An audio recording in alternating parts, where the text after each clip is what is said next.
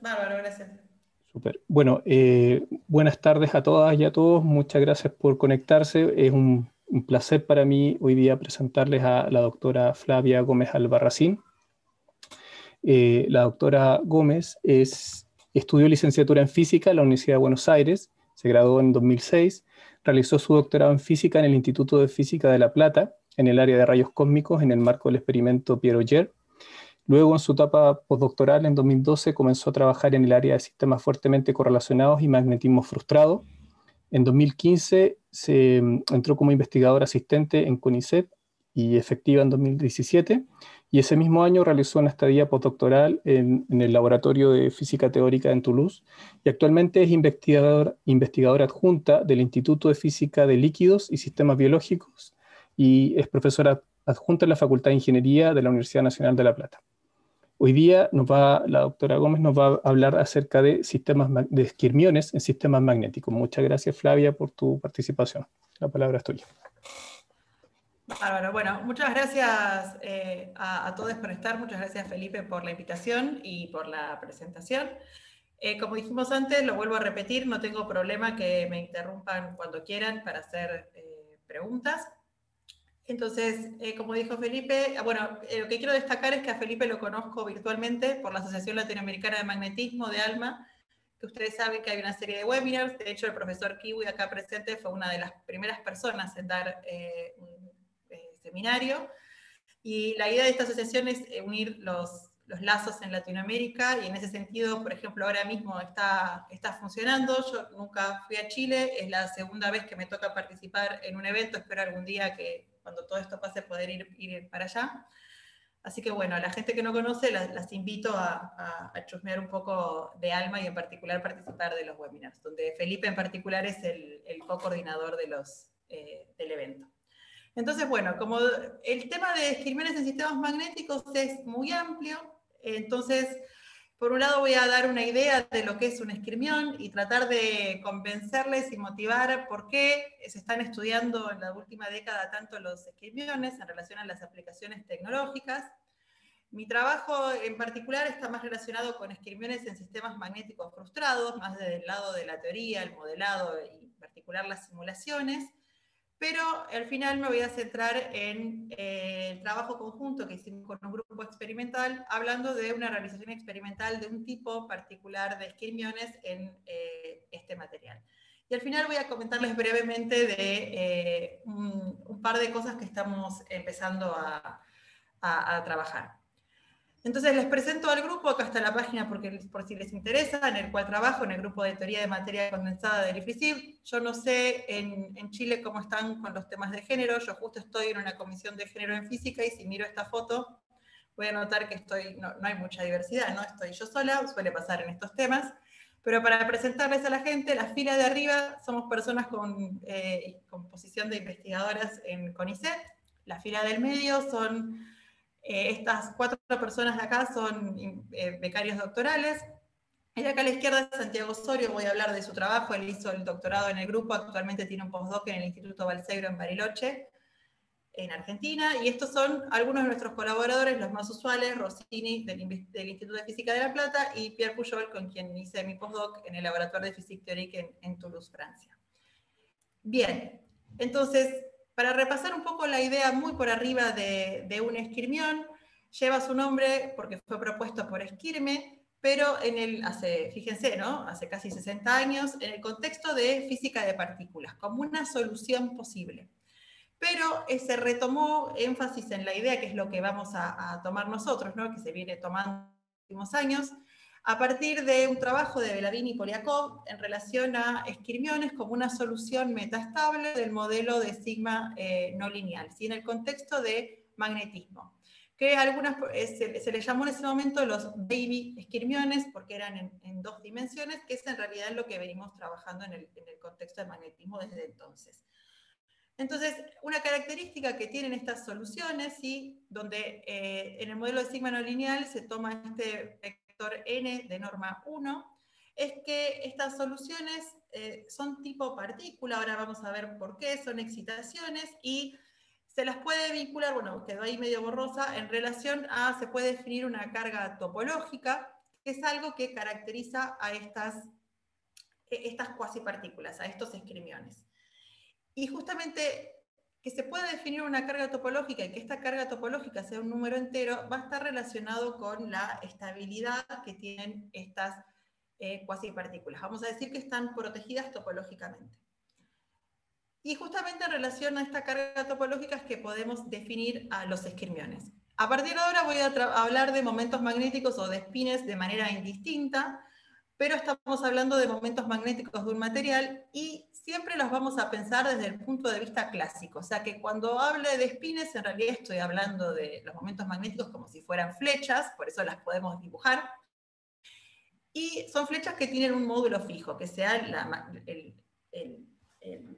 el módulo del magnetón, pero básicamente podemos pensar que tienen módulo 1, si son flechas de un cierto tamaño, y entonces las podemos inclinar. Y acá en el dibujo, fíjense, son todas flechas del mismo tamaño, estas son dos caricaturas a la izquierda de un esquirmión, el de arriba se llama tipo block, donde ven que las flechas se van peinando, ¿no? Las de afuera están todas para arriba, las del centro están para abajo, los colores indican cuán para arriba o para abajo están. Si están rojos, están completamente para arriba, si están azules, están para abajo, y los colores en el medio es como van indicándonos la inclinación. ¿Sí? Es como para ayudar el ojo, además el dibujo queda mucho más bonito, pero es más representativo. Entonces fíjense que el verde sería cuando están en el plano, por ejemplo.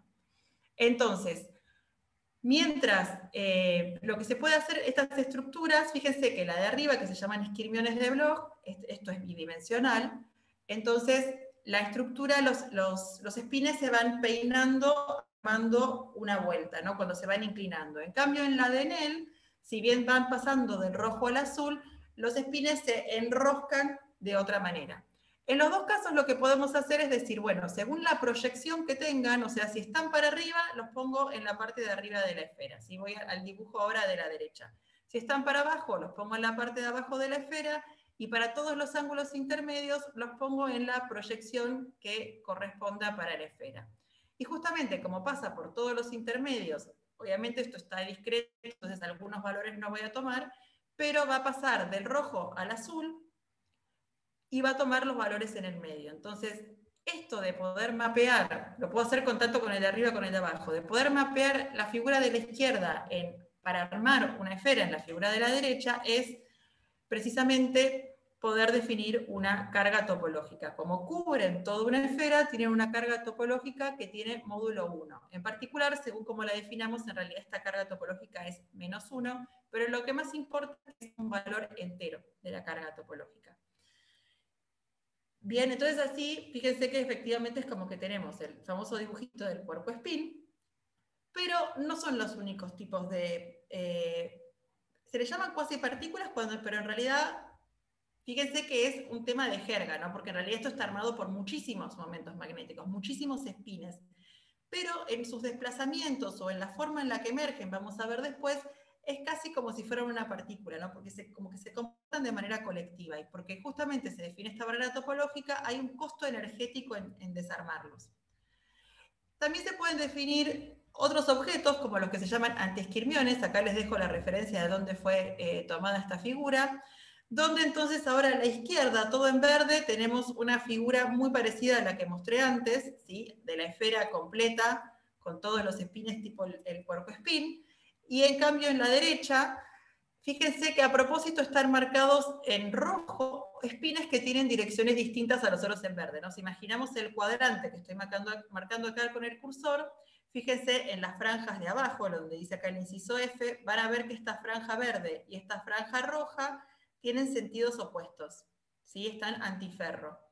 Y justamente por la manera en la que esta configuración 2D se mapea en la esfera, se puede hacer la cuenta y ver que esto tiene una carga topológica opuesta. O sea que si la de la izquierda tiene carga -1, la de la derecha tiene carga 1, entonces esto define un antiesquirmión. Y en este trabajo en particular dan un modelo en el cual ahora el antiesquirmión sería una solución estable. Pero como para ver que no solamente podemos hablar de esquirmiones, y que algo importante es que no se puede pasar continuamente de la configuración de la derecha a la izquierda. Hay un costo de energía que hay que vencer, y esto tiene que ver entonces con la estabilidad de este tipo de configuraciones. Y desde que se vieron los esquirmiones en el material LeMSI hace poco más de 10 años, ha habido mucho trabajo experimental, hay muchas propuestas y muchos experimentos donde nos dicen cómo manipularlos y cómo generarlos. Por ejemplo, hace un tiempo se propuso que con calor se pueden generar individualmente esquirmiones, o los invito a ver este trabajo del 2015, donde en realidad esta figura es un video y se ve que a partir de estos dominios magnéticos que se ven como serpientes, los pasan por esta especie de cuello de botella, y estos puntos que están sueltos acá son esquirmiones. Entonces van generando esquirmiones sueltos.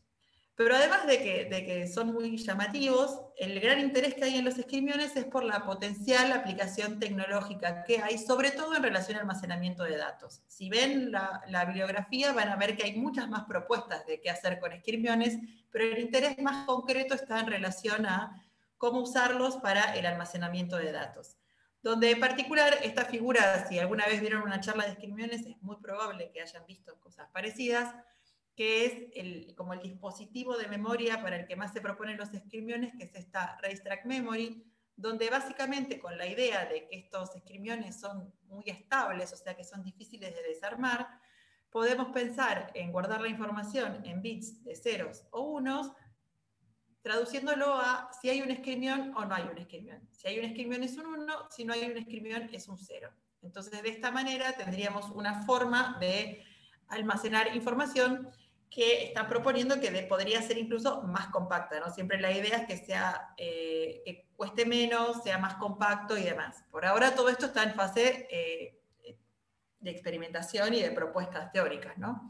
Pero una de las cosas que pasan con los esquirmiones, déjenme ahora que les muestre el gráfico de la izquierda, es algo que se llama el efecto Hall de esquirmiones. Hay una discusión muy interesante en esta nota del 2017, donde habla de los dos primeros papers que hablaron de este efecto Hall de esquirmiones, porque se proponen incluso razones diferentes para este efecto Hall. ¿En qué consiste?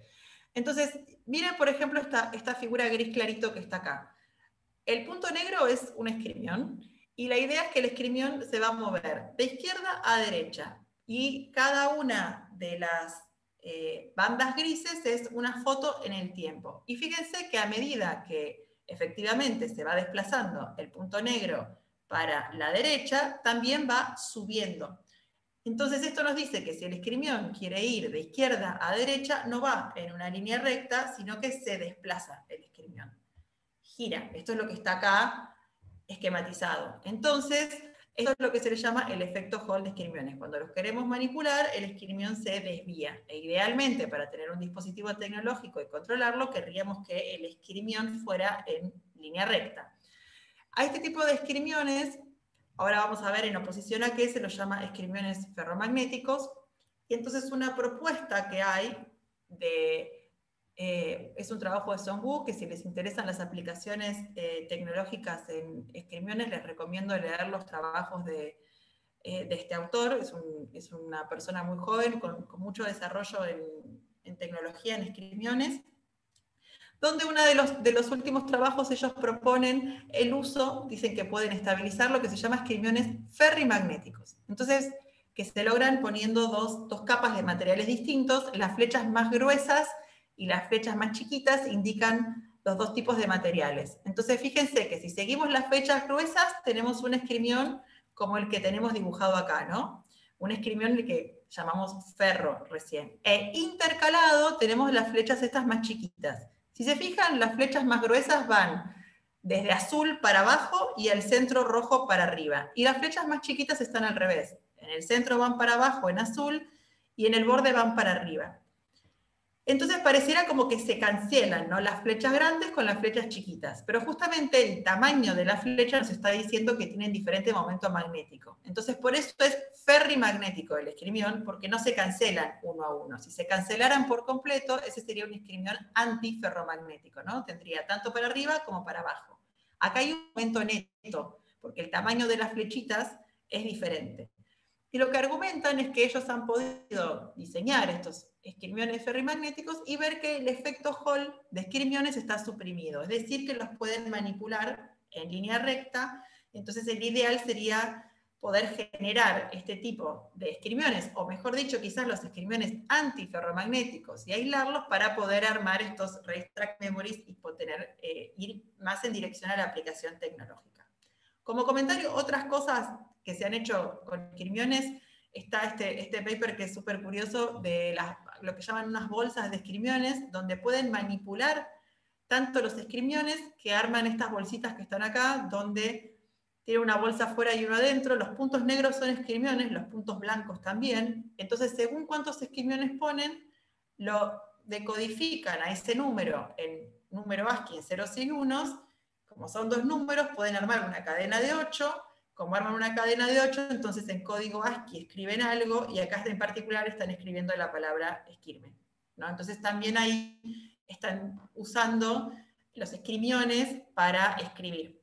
Incluso hay propuestas, en particular del grupo de este autor, de Song Woo, donde hablan de aplicaciones de esquirmiones para este tipo de neurocomputación, donde se cambia la lógica, ya no se escribe en bits de ceros y unos, sino que se usa una lógica más parecida a las neuronas, donde proponen que los esquirmiones sean el flujo de información que haría la sinapsis, ¿no? Son todos estos papers como muy de propuestas, pero como para que vean todas las posibles aplicaciones que van todo por el lado de el almacenamiento y el uso de la información, ¿no? Y el corazón acá es la estabilidad que tienen los esquirmiones.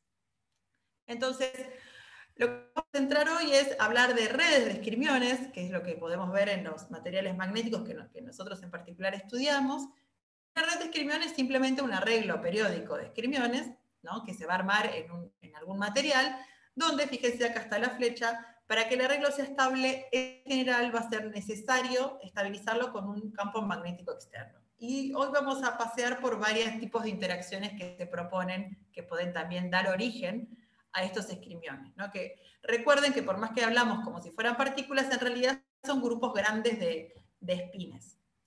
Entonces, ¿cómo armamos una red de esquirmión? Si queremos armar una red, lo podemos hacer con Python, con matemática, con MATLAB, con el programa que querramos. ¿Cómo se arma una red de esquirmiones? ¿Cómo se parametriza? Lo pueden buscar en varios lados, pero para que lo veamos fácilmente. Entonces, parametrizamos primero un spin, como si los parametrizáramos en polares, ¿no? Donde escribimos acá Q por R, y Q va a ser el vector de ordenamiento, ¿no? Este Q nos va a decir cada cuánto va a dar vuelta la espiral. En este dibujo que está acá, no puse las flechas para que no quede engorroso, pero básicamente nuevamente rojo es saliendo de la pantalla y azul está entrante. Entonces fíjense que la dirección de propagación de esta espiral está indicada por esta flecha celeste acá, ¿no? Como que va para arriba. Ahora le sumamos otra hélice que se está propagando en otra dirección. Hay un detalle, que es que va a haber, no siempre hay que hacer esta parametrización, hay que sumarla saliendo del plano, pero fíjense que si sumamos en otra dirección, nos aparece ahora, siempre acuérdense que vamos a tener que normalizar, pero fíjense que aparece una estructura que se parece a los esquirmiones, pero están un poco estirados, ¿no? Para que tengamos los esquirmiones con la estructura que corresponde, la estructura esta circular que podemos mapear, tenemos que sumar una tercera hélice, pero con una condición, de manera que el vector de propagación sea tal que están esquematizados acá, ¿no? La suma de los tres vectores de propagación tiene que dar 0. Esa es la condición para poder armar esta red de esquirmiones, que simplemente es, ustedes van sumando esto, lo van programando y lo van dibujando, y efectivamente van a tener una red de esquirmiones. El Q les va a dar el radio de los esquirmiones, pero fíjense que quedan muy bonitos armados, ¿no? Azul para abajo y el borde rojo, como veníamos viendo. Fundamental es que estos tres vectores de propagación sumen 1, y esta condición de que los tres vectores de propagación sumen 1 es fundamental para la detección experimental, ¿sí? Porque acuérdense que en la detección experimental, cuando se hace scattering de neutrones, los picos que se observan son los vectores de ordenamiento. Entonces, si tenemos una fase triple Q, que en realidad se va a ver en el factor estructura con 6 picos, ya lo vamos a ver, tenemos un indicio experimental de que hay una fase de esquirmiones. Y también nos va a servir cuando hacemos simulaciones, porque cuando hacemos simulaciones, cualquier tipo de simulación en la que saquemos un snapshot, yo acá hablé de Monte Carlo de Metrópolis, pero por ejemplo con Laudau-Lipschitz también se puede hacer, ¿no? Con cualquier tipo de simulación en la que podamos obtener la posición y la dirección y sentido de cada uno de los espines, o sea que podamos hacer estos dibujitos, le podemos calcular el factor de estructura, que básicamente es la transformada de Fourier, y si vemos el triple Q, también tenemos un indicio de que ahí podemos tener una fase de descripciones. Después vamos a ver otros indicios que podemos tener en la simulación. Entonces, acá les muestro el gráfico de este famoso ya paper del 2009 de la detección experimental de esquirmiones, donde está que ellos llaman la fase A, es una fase donde se propone esta red de esquirmiones, y efectivamente si miran el factor de estructura, que está acá abajo a la izquierda, que se obtuvo con scattering de neutrones, se ven 6 picos. ¿Por qué son 6 y no 3? Por las dudas, por si alguien no lo sabe, porque siempre está en el factor de estructura el punto simétrico, ¿no? En realidad, si vemos los tres, donde no hay, si vemos los puntos donde no está el simétrico para el otro lado, tenemos 3. Como está el simétrico, son 6. Cada vez que aparece esto, tenemos un indicio de que ahí puede haber una fase de esquirmiones. Fíjense, para comparación, en una fase de hélice, que sería la fase acá de campo bajo, en el factor de estructura se ven 4 puntos intensos, ¿sí? No se ven 6, es diferente.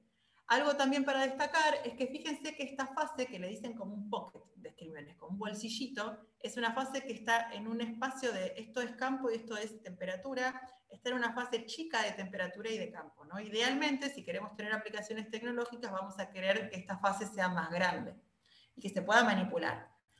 Otro también de los primeros trabajos donde se vieron esquirmiones es en films 2D. Hoy en día hay mucho trabajo sobre esto. Acá les muestro el experimento y las simulaciones, donde también se ve que hay una región de esquirmiones definida, que quizás acá va a temperaturas un poco más bajas, pero no necesariamente a la más baja de todas. Y acá lo que tienen estos es que pueden detectarlo también por imágenes de microscopía de los esquirmiones, donde para la gente que tenga buena vista, acá hay unas flechitas blancas, donde si ven, dan toda la vuelta justamente, ¿no? Se arman los esquirmiones. Cada flechita es un momento magnético del material. Y también hay otro tipo de estructuras que se han visto y se han propuesto y también se han medido. Por ejemplo, en el paper de Batista y colaboradores, es un Physical Review B del 2015, acá hay un dibujito donde muestra estas estructuras mapeadas a la esfera. La esfera completa es el esquirmión, y las esferas a la mitad son los merones. Entonces, si el esquirmión tiene carga entera de módulo 1, los merones van a tener carga semientera de módulo 1 medio. Según cómo estén armados, va a ser 1 medio o menos 1 medio. Acá, fíjense en esta figura sacada de este Nature, van a ver que hay distintos tipos de merones, ¿no? Tienen el centro para arriba y el borde está amarillo porque está en el plano, o sea que no llega a dar toda la vuelta. Acá la flecha está para abajo y también el borde está en el plano. Fíjense que acá no dice el antimerón con carga más 1, el merón con carga menos 1, con carga menos 1 medio, y acá el análogo. Y fíjense que si miran la red, en la red se ve cómo están armados una red donde hay, por ejemplo, en este caso, merones y antimerones. Bien, y acá en este trabajo en particular los manipulan con campos magnéticos. Y también tiene la imagen de microscopía. Entonces, ahora volvamos a este problema del M6, que es un material en 3 dimensiones. Y algo para destacar es que los esquirmiones, incluso en los materiales que son 3D, esto obviamente es una especie de dibujito, un cartoon, pero los esquirmiones se arman en planos, ¿sí? O sea, los esquirmiones están en 2 dimensiones. El material es 3D, pero la red se va armando en planos. Entonces, hay muchas discusiones de qué interacciones se pueden poner. Acá van a ver, este es un modelo sencillo, donde la interacción de intercambio es ferromagnética, hay un campo externo, y lo importante es que acá hay una interacción anisotrópica de Dialoghinsky-Morilla, ¿no? ¿Qué es lo que hace? Ustedes ya saben, la Dialoghinsky-Morilla es un producto vectorial, entonces el producto vectorial va a tender a sacar los vectores del plano para poder entonces levantarlos y armar estas estructuras, ¿no? Entonces, a lo que nos interesa a nosotros en el grupo es qué pasa si en el sistema agregamos frustración geométrica. Este tipo de modelos son en una red cúbica. Si agregamos frustración geométrica en sistemas antiferromagnéticos, vemos que en una estructura triangular, si esta interacción es antiferro, en el vértice donde tenemos el signo de pregunta, no podemos poner el spin ni para arriba ni para abajo, para minimizar la interacción, porque si minimizamos la interacción con el vértice de arriba, no la minimizamos con el vértice de abajo y viceversa, y a esto es lo que vamos a llamar frustración geométrica. Entonces, una primera propuesta del grupo, hace unos años, fue también hacer un modelo simple, donde tenemos Dialoghinsky-Morilla a lo largo de los bonds, pero la interacción es antiferro en una red triangular, o sea que está frustrada. Acá hay muchos gráficos, pero el que me interesa es el del medio, que habla de la quiralidad escalar, que es un parámetro de orden topológico. ¿Por qué? Porque se relaciona con la carga topológica del modelo del sigma no lineal, es la versión discreta en la red. Si tenemos una red de esquirmiones, y ahora sí con las simulaciones lo podemos hacer, yo quiero calcular un valor topológico, cómo veo la carga topológica, calculo simplemente el producto triple en los tres espines de un triangulito de la red triangular. Así es simple. Tengo que normalizar y demás, hay un par de detalles, pero bueno, y también aprovechando que tenemos una simulación, podemos inspeccionar cómo nos queda el arreglo en esta fase donde la quiralidad nos dio grande, ¿no? Viene dando 0, esta es la densidad de quiralidad, pero fíjense que hay una fase que se estabiliza a baja temperatura, que esto es distinto que lo que vieron en los experimentos, y si miran los espines, parece algo parecido a los esquirmiones, pero va cruzando rojo y azul, no es exactamente lo mismo que un esquirmión, siempre digo que parece como un corte, un salame o algo así, pero si se fijan, a esta red, para quienes se acuerdan, en la red triangular podemos dividir en 3 subredes. Y si dividimos en cada una de las subredes, ¿no? Esto es lo bueno de tener las simulaciones, cada una de las subredes forma un esquirmión. Entonces, básicamente son 3 subredes de esquirmiones desplazadas, interpenetradas, de manera que en la red triangular es como que quedara una red de esquirmiones antiferro, ¿no? Porque fíjense que cruza azul-rojo, azul-rojo.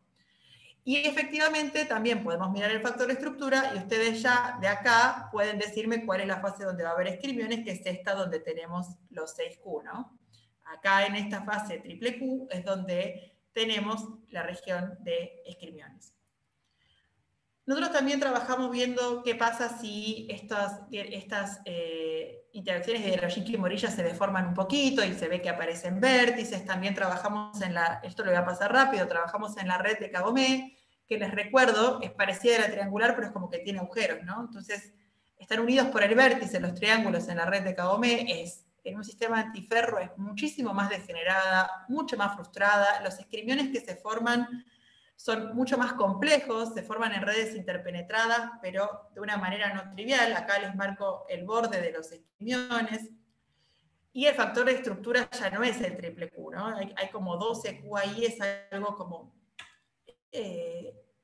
mucho más elaborado. Pero no quiero, mi interés ahora es pasar para este material, que es en el que trabajamos nosotros. Para este material, hace poco más de 10 años, en 2007, es un material en 3 dimensiones, donde los iones magnéticos de manganeso forman una red de diamante, y la red de diamante está frustrada si consideramos segundos vecinos, ¿no? Son 2 FCC. Y se había propuesto que para esta relación de los acoplamientos, donde J2 es antiferro, y de hecho J1 va a ser ferro, se podía ver que había regiones, que son estas marcadas en azul, donde en la zona de Brulin había los mínimos de energía, no formaban ni puntos ni líneas, sino superficies. Entonces, eso argumentaban que era un líquido de spin espiral.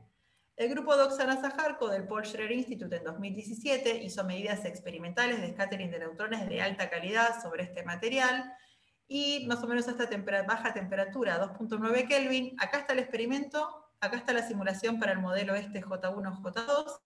Fíjense que en el scattering de neutrones no se ven picos. Se ve una región roja intensa, ancha, grande, que coincide con lo que se espera de las simulaciones, y esto entonces da la idea de que en este material efectivamente, a esta temperatura, este modelo J1, J2, primero parece andar, segundo se ve esta especie de supuesto líquido de espiral. Pero el tema es que en este experimento pudieron, esto es sin campo magnético, pudieron bajar la temperatura y además agregaron campo magnético. En principio este campo magnético, este diagrama de fases, es cuando el campo magnético está a lo largo de una de las aristas en la dirección 001, y si se fijan, la región del líquido de spin espiral era 2.9 K, ¿no? Entonces está fuera de este diagrama, está acá a la derecha. Cuando bajan más la temperatura, en las regiones de más baja temperatura, con el campo, fíjense que acá indican una fase de triple Q. O sea que no se queda en el líquido de spin espiral, el campo parece inducir una posible fase de esquirmiones. Analizando los posibles Q que puede haber según el campo, esto es el campo en 001 y esto es el campo en la dirección de la diagonal, en 111, Fíjense que en particular en 111 acá hay 6 picos que deberían señalarse. Entonces esto da la pista de que puede haber esquirmiones, pero el modelo J1, J2 solo predecía degeneración, o sea que tiene que haber algo además que sea anisotrópico, ¿no? Que responda distinto según la dirección del campo. Y ahí es donde entramos nosotros en el grupo del IFLISIB, con Daniel Cabra y Diego Rosales, el grupo con el que trabajamos en el Porsche Institute, los colaboradores de este paper son más, pero quiero destacar a Oksana Zajarko, que es la coordinadora del trabajo, Uratinder Kaur y Yang Gao. Acá con el tema de género estamos más parejos. Este es un proyecto en colaboración con el grupo de Suiza, que fue financiado por un Seed Money Grant que obtuvimos en 2018. Este trabajo se publicó a fines del año pasado, donde de nuestra parte del IFLISIB trabajamos en explorar distintos modelos por razones experimentales de excitaciones. Sabían que tenía que ser un modelo J1, J2, J3, había restricciones en esos acoplamientos, y el punto era explorar justamente qué pasa a temperaturas más bajas, o sea, abajo de los 2 Kelvin. Y lo que hicimos fueron simulaciones de Monte Carlo Metrópolis de alta escala, ¿no? con muchos detalles técnicos para poder llegar a tamaños bien grandes para poder comparar con los resultados experimentales. Al modelo al que llegamos es un modelo que tiene J1, J2, J3, o sea, interacciones hasta terceros vecinos, y la clave acá, este es el campo externo, la clave acá son estas dos interacciones. Una interacción por anisotropía a lo largo de los bonds y una interacción de anisotropía local, acá no se ve, pero es con el S a la cuarta, ¿no? La anisotropía compatible con una red cúbica. O sea que no hay un Dialoghinsky-Morilla. También no hay una interacción tipo Dialoghinsky-Morilla, sino que proponemos estas interacciones donde acá debería haber un menos que no salió, pero fíjense por el orden de magnitud, J1, J2 y J3, fíjense que este J de anisotropía y el A que de la anisotropía local son 1 y 2 órdenes de magnitud más chicos que el J1, J2, J3. O sea que podríamos decir que son casi perturbativos, ¿no? Podríamos pensar con un modelo de interacciones de intercambio efectivas más perturbaciones anisotrópicas. Y de hecho, sin campo y a una temperatura de 2.9 Kelvin, les vuelvo a poner el dibujito del dato experimental y las simulaciones con el viejo ya modelo J1, J2, fíjense que este modelo reproduce lo observado experimentalmente. Entonces también sirve para reproducir esa fase del líquido de spin espiral. Pero, y fíjense que ahora comparamos nuestras simulaciones en violeta con los datos en celeste, y si no ven los datos en celeste es porque las curvas se superponen muy bien, donde superponemos la magnetización en la dirección ya 1, 1, 1 en la diagonal, en función del campo, y esta comparación es semiclásica, ¿sí? Para hacer esta comparación con la magnetización, en lugar de multiplicar por S cuadrado, multiplicamos por S más 1. Este es un detalle técnico. Pero ahora la parte que nos interesa, que es la parte de cuáles son los Qs que se destacan. En la fase triple Q, los cuadraditos son los datos experimentales, las líneas son las simulaciones, donde no solo es importante que nos aparezcan en la simulación los Q que se observan en la parte experimental, sino que todos los otros Q de los 12 brazos que nos interesan en este material no tengan intensidad, ¿no? Y efectivamente, si se fijan, en una buena región hay un muy buen acuerdo entre la simulación y los datos experimentales, que son los cuadraditos. Efectivamente, los Q que son más intensos en esta zona intermedia de campo magnético son los Q que nos van a dar ese triple Q. Y ahora podemos comparar el diagrama de fases experimental obtenido con el scattering de neutrones y las simulaciones, donde para hacer este diagrama de fase de simulaciones, esta intensidad corresponde al cálculo de la quiralidad escalar, que si se acuerdan es esa variable que está relacionada con la carga topológica. Entonces, la zona donde nos da más intensa la quiralidad escalar, o sea, las otras da cero directamente, es la misma zona donde acá ven el triple Q. Fíjense que hay un muy buen acuerdo entre los datos experimentales y las simulaciones. Esto fue mucho trabajo para hilar fino en los acoplamientos.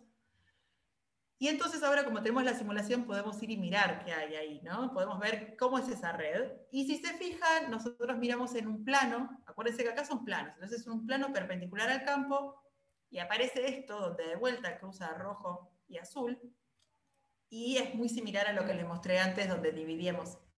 Entonces, para quienes se acuerdan, los planos perpendiculares de la red de diamante al plano 1, 1, 1, de hecho son redes triangulares, entonces podemos volver a dividir en 3 subredes, dividimos en 3 subredes esto que está acá a la izquierda, y una de las subredes, pongo una para no ser lío, nos queda esto de acá donde otra vez tenemos estos esquirmiones.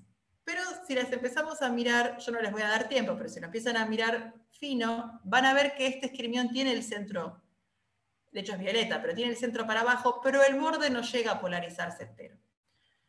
Entonces acá les muestro un gráfico del paper, acá está indicada una de las subredes, donde para guiar el ojo el hexágono marca el borde de una estructura, y si a cada uno de estos espines lo mapeamos a la esfera, nos fijamos que la esfera no llega a cubrirse, ¿no? Por eso vamos a decir que son esquirmiones fraccionarios.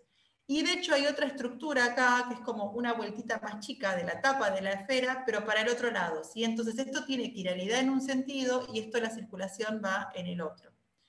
Y esto hay un detalle que si quieren después lo charlamos o lo pueden mirar en el trabajo, que es que la red de diamantes es más compleja, entonces no vamos a tener, como en el dibujo del otro material, donde los centros de los esquirmiones formaban tubos, sino que acá, como en la FCC, ¿no? Es como apilar naranjas, los centros están desplazados, entonces se va a repetir cada 3 tipos de plano este tipo de estructura, ¿no? Esto es una cuestión técnica, pero básicamente lo interesante de este trabajo es que es un modelo donde no hay Deloginsky morillas, sino que es inducido por la anisotropía, y se inducen un nuevo tipo de fase, que son esquirmiones antiferromagnéticos de carga fraccionaria.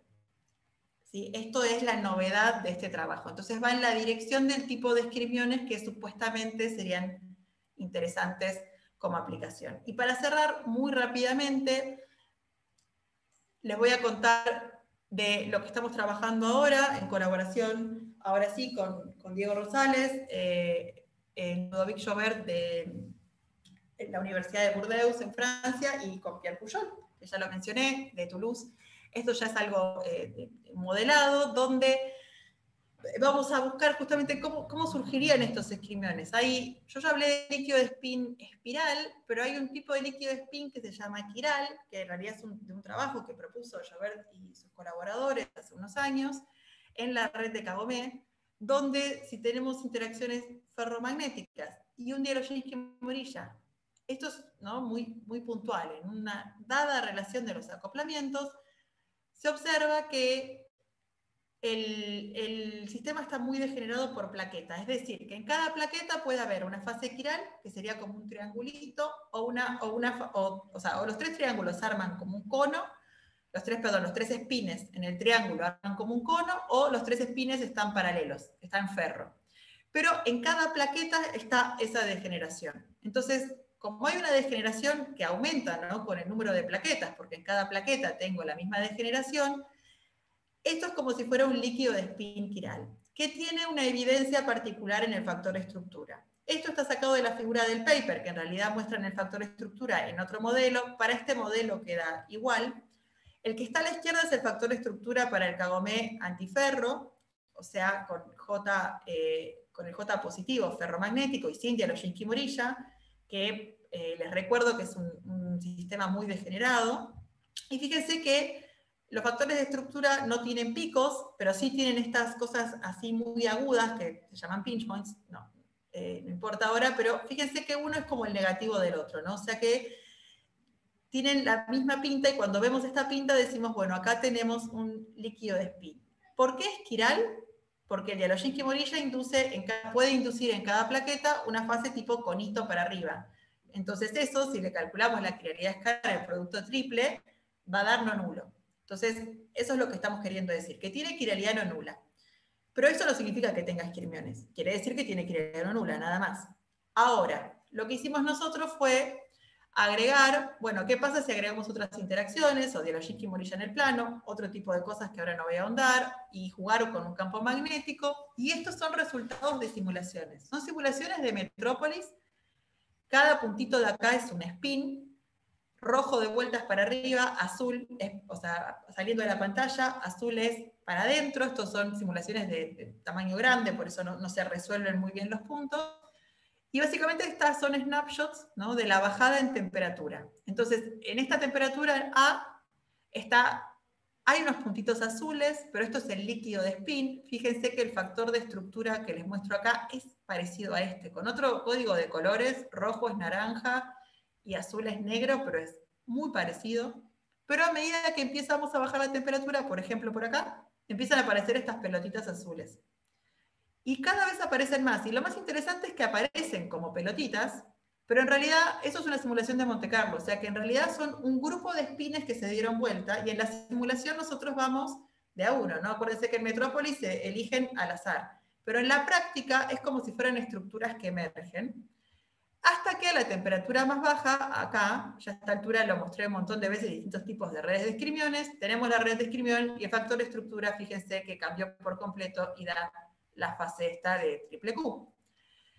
Entonces, una de las cosas que estamos viendo son estas fases intermedias que están acá, donde todavía no tenemos, o sea, no está en esta fase quiral, el factor de estructura da otra cosa, y aparecen este tipo de esquirmiones que como si bailan. Sí, efectivamente podría ser un líquido de esquirmiones. También vemos que con otras interacciones estas cosas también se deforman. Entonces, en este momento estamos viendo justamente de trabajar con este modelo para ver si, o sea, porque se han estudiado fases con líquidos de esquirmiones. Nosotros la ventaja que tenemos acá es que tenemos un hamiltoniano con el que estamos trabajando, y bueno, estamos trabajando con simulaciones y viendo también de tener alguna teoría efectiva para explicar esto. Entonces trabajo en proceso, ¿no? Pero lo interesante es que está todo en una curva de temperatura en principio. Entonces, con esto voy cerrando. Nosotros seguimos colaborando con el equipo de la doctora Zajarco, en particular con este material, trabajando con otras direcciones de campo. También nos interesan otros modelos para que dan origen a fases topológicas. Por ejemplo, un material donde hay mucho interés es este que estoy mencionando acá, porque es un material ferroeléctrico y se ha probado que agregando campo eléctrico se puede manipular ese pocket de esquirmiones. O sea, esa zona de esquirmiones donde antes tienen esquirmiones en una zona chica de campo magnético y temperatura, supuestamente puede ampliarse agregando campo eléctrico.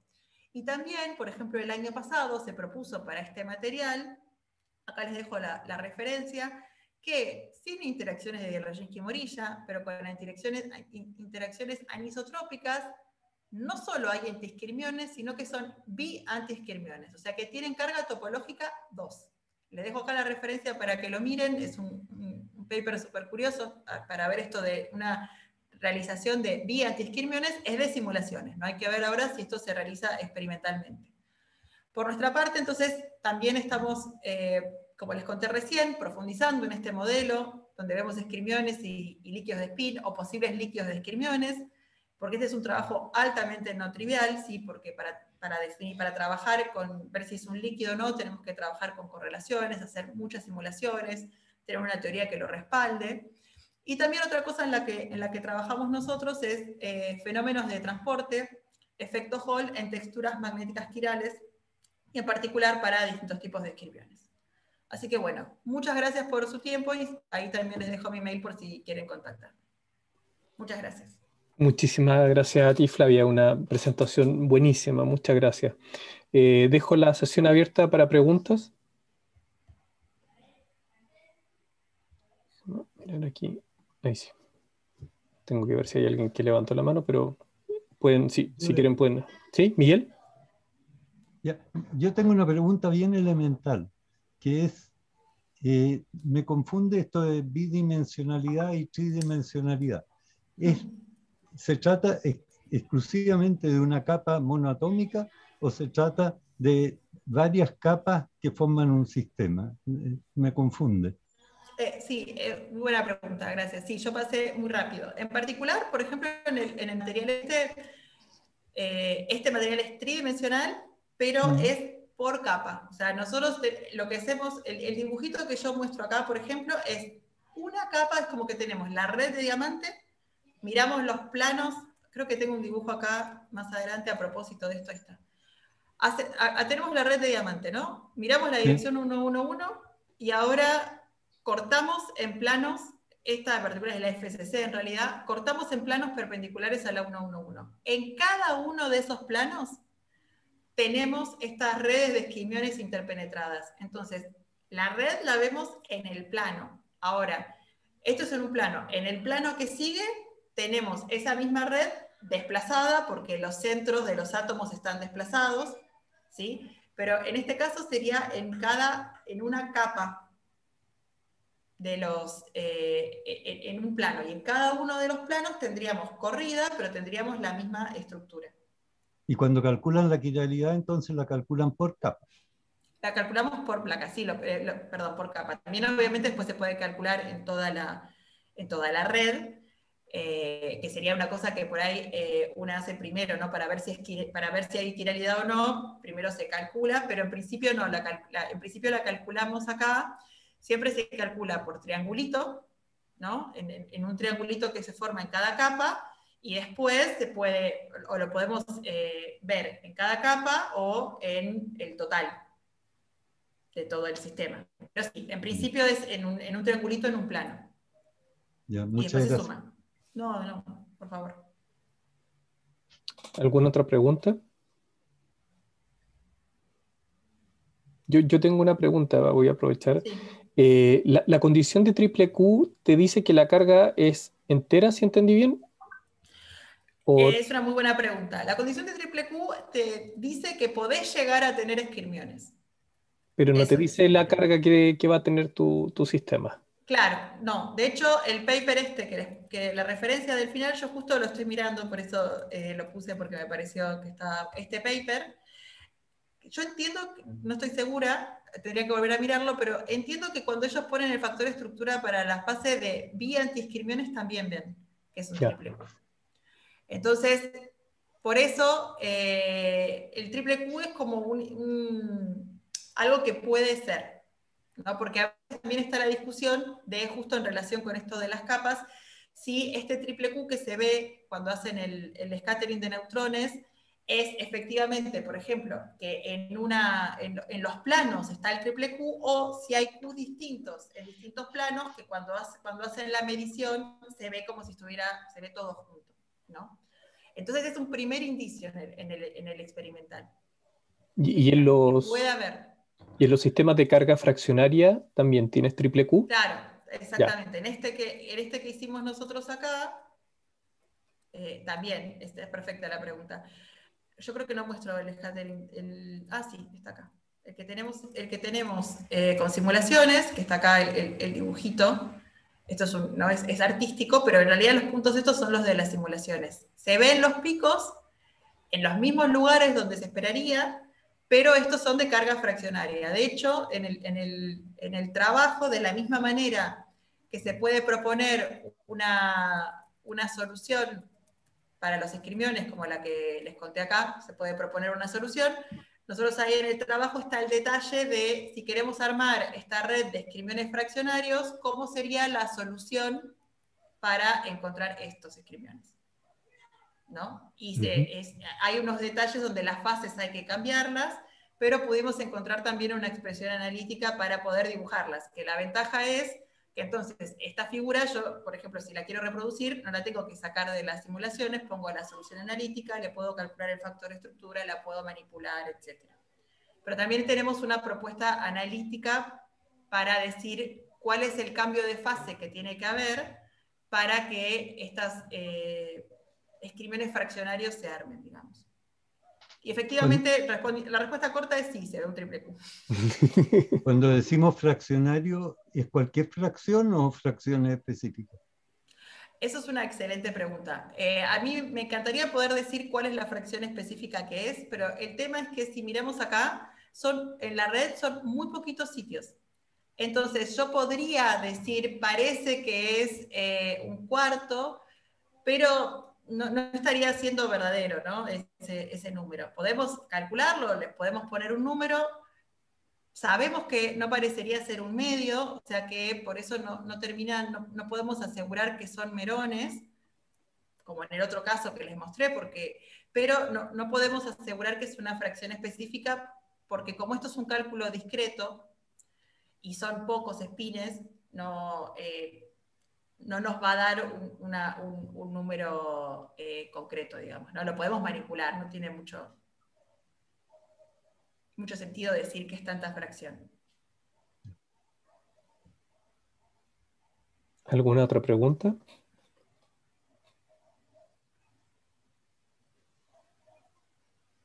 Mientras esperamos si alguien se anima a hacer otra pregunta, yo quisiera aprovechar la oportunidad para hacerte otra pregunta que tiene que ver con si tú tuvieras un material y tuvieras la data experimental del scattering de neutrones, para hacer el modelo la forma de proceder sería tratar de calcular el factor de estructura teórico y después construir el hamiltoniano, o construir una interacción e ir probando y ver si la cosa se ajusta un poco a esos datos. ¿Cómo es la dirección? ¿Cómo atacarías ese problema?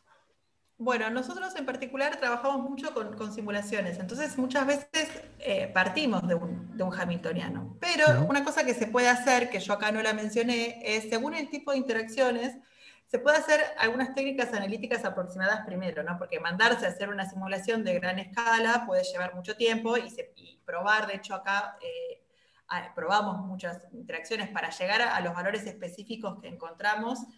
De hecho, si se mueven algunos, si simplemente se cambia el signo, por ejemplo, el resultado es muy diferente, por más que sea muy chico el orden de magnitud de algunos de los acoplamientos, pero hay unas técnicas analíticas, por ejemplo, hay una que se llama, no sé si la puse acá, pero se llama Luttinger-Tisa, por ejemplo, que básicamente es hacer la transformada de Fourier de un hamiltoniano, ¿no? Entonces, ahí uno puede agarrar, creo que no lo puse, no lo puse. No, sí estaba. Bueno, pero en la Luttinger-Tisa, perdón. Sí estaba. Ah, estaba, ok. En el Luttinger-Tisa es algo que muchas veces solemos hacer, que es hacer la transformada de Fourier del hamiltoniano, y ahí, a veces, según cómo sea el sistema, por ejemplo, si es una red que no es una red de Bravais, una red bipartita, como por ejemplo, una red con base, perdón, como por ejemplo la red de Cagomet, ahí entonces la aproximación de Luttinger-Tisa no necesariamente da el estado de baja energía, pero sirve. Entonces hacemos la transformada de Fourier del hamiltoniano, y ahí, si en la transformada de Fourier se ve esta fase, se ven los 6Q, o la fase triple Q, digamos, ahí hay un indicio de que ese es el valor de los acoplamientos por el cual empezar. Si nosotros en general hacemos ese estudio primero para poder explorar por ahí. Ahora, algo importante es que estos escribiones van a aparecer con campo, ¿no? Lo más probable es que a campo cero sea una hélice y después con campo se induzcan los escribiones. Entonces nos movemos en general a eso. El tema con esta técnica es que es una técnica donde si se hace una transformada de Fourier necesitamos un hamiltoniano cuadrático, y si se fijan en este hamiltoniano que estoy mostrando acá, esta interacción es a la cuarta.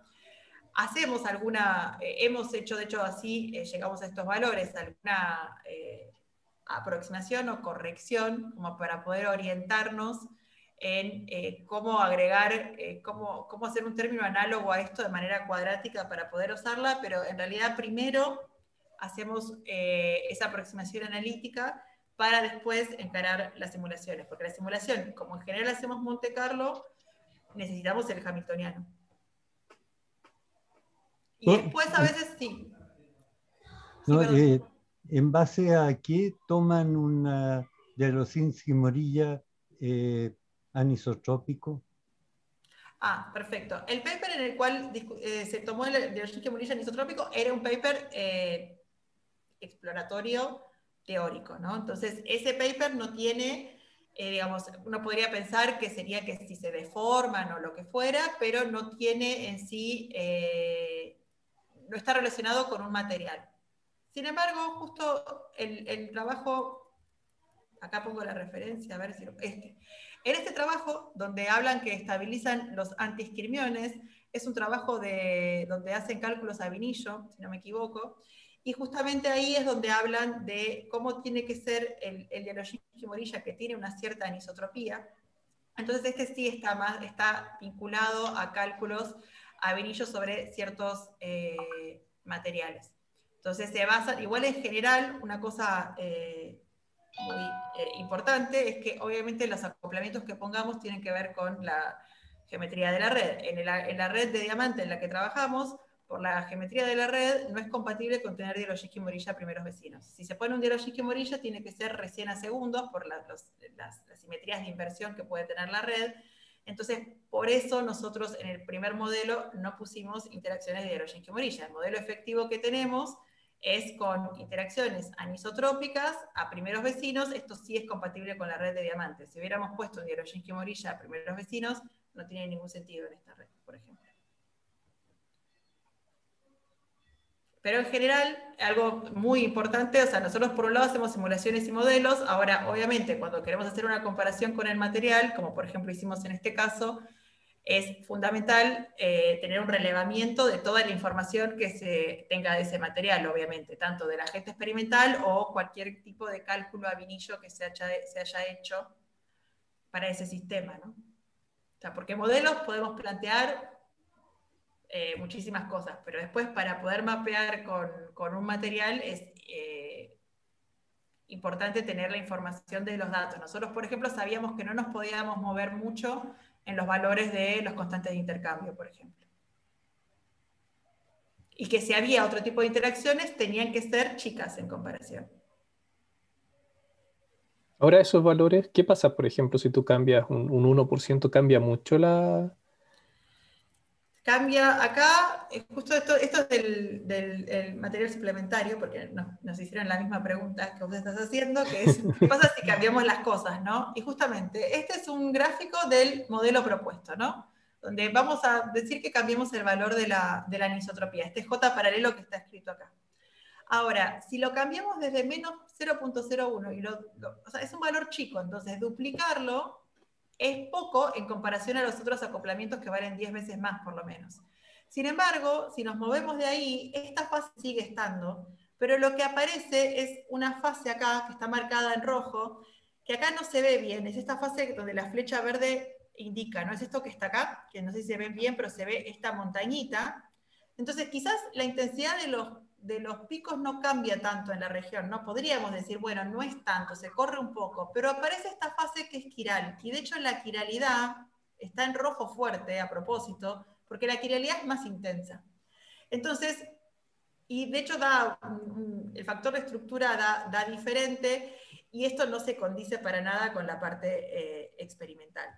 Y también, si por ejemplo ahora, en lugar de tener menos 0.01, lo cambiamos a la mitad, es el gráfico de abajo, lo que pasa es que sigue quedando parecido, pero ahora la zona quiral, que es esta parte acá, esta banana blanca, queda reducida. Entonces, se nota que es clave este J paralelo con este signo, que si le cambiamos el signo, desaparece la fase. Entonces, este J, esta anisotropía por Bond tiene que estar, y tiene que ser más o menos de este orden de magnitud, pero para ajustar con los datos experimentales, hubo que mover entre estos valores para que el ancho de esta zona coincidiera con el diagrama de fases. O sea, hay un margen para tener estos esquímenes fraccionarios, pero para ajustarse a la evidencia experimental es dentro de unos valores específicos, digamos. Pero es como buscar una aguja en un pajar o no tanto. Llevó mucho tiempo, sí. Ya. La realidad es que lleva bastante tiempo y, como siempre, ¿no? Puede haber, digamos, es algo que continúa. Uno hace un primer modelo y después puede haber modelos superadores o que haya nueva evidencia experimental y de repente, bueno, hay que volver a ver qué pasa, ¿no es cierto? O sea, esto Claro. es como lo que trabajamos todos, supongo, ¿no? Como que esto es algo que dio de hecho, las otras fases que aparecen cambiando los acoplamientos también son súper interesantes, pero no tienen ningún correlato experimental, ¿no? Entonces, en principio, de hecho, la fase en este modelo, si miramos la interacción propuesta de anisotropía, alguien con un poco de ojo puede mirarlo y decir, esto se parece mucho a interacciones dipolares. O sea, se parece mucho a interacciones dipolares. Me falta la parte de intercambio, pero es como que está absorbida acá, entonces podría ser que quizás podría ser que se tengan que considerar a alguna interacción dipolar a un orden más. O sea, por ejemplo, lo que pasa es que esto ya es chico, o sea que se reduciría, pero bueno, es abierto, digamos, a explorar. Pero Súper. en un primer modelo esto ha funcionado. Veamos qué pasará con la nueva evidencia, digamos. Bueno, muchísimas gracias, Flavia. Tienes varios mensajes que, bueno, Felipe Brevis dice muchas gracias por la charla, muy buena, se tenía que retirar, Miguel Kiwi también. Yo creo que no era el tiempo, lo dejamos hasta acá. Muchas gracias nuevamente por la charla muy buena, te mandamos un aplauso virtual. Muchas Ojalá que ya gracias. cuando pase todo esto nos puedas visitar y que nos puedas contar de nuevas cosas que estés haciendo. Muchas gracias, Flavia. Perfecto. No, muchas gracias a ustedes y muchas gracias, Felipe, en particular por la invitación. Ok, gracias pues. Adiós. Adiós a Muchas todos. Chao, gracias. muchas gracias. Adiós.